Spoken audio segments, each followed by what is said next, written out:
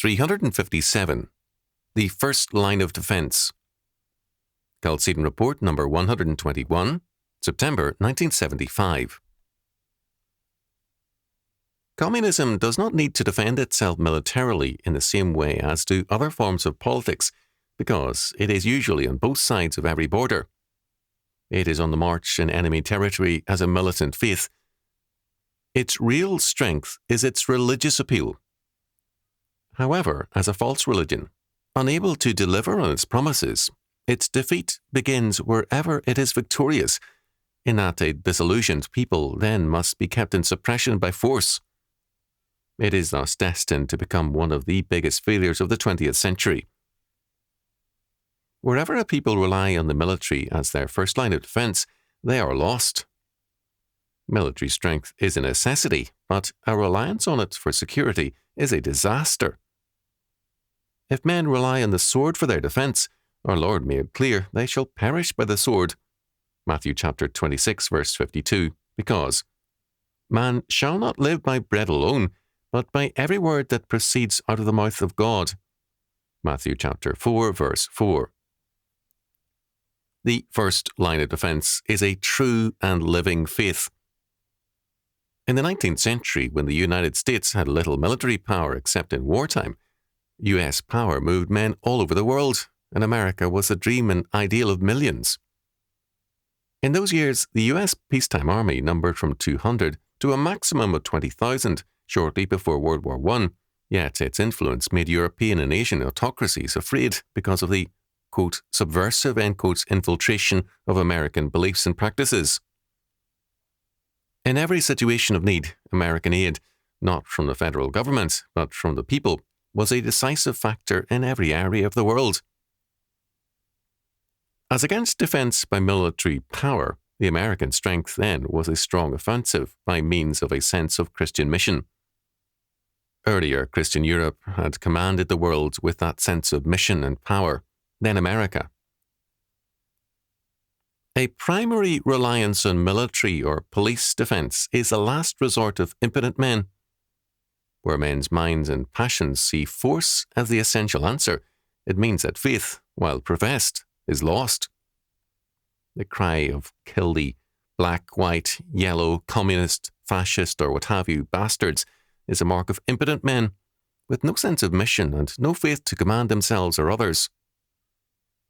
When, a century ago, Sir Samuel Baker took his beautiful and protected bride into the heart of Africa to search for the sources of the Nile, his companions were all pagan and murderous Arabs and blacks who determined to rob and kill the Bakers at the first opportunity.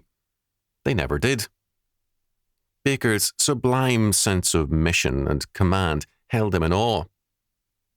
At the least sign of trouble, he lectured them like an earnest Sunday school teacher, putting a disorderly class in its place. His aura of power was enough to command them. Western man now has instead an aura of fear and greed. He thinks of himself only, and his only mission is self-security. He wants to be left alone, to have privacy, his pleasures, and his own way. He cannot command himself, let alone the world. He can be in the majority in a country and still lose. Before he acts to defend anything, he asks himself, will they come after me if I lose? When this is true, a man is already dead within, and already a prisoner. The Puritans, as against the usurping power of the King, Charles I, made their standard, the crown rights of King Jesus. The Puritans, at their maximum strength, were 4% of England, but the crown rights of the monarchy fell before them.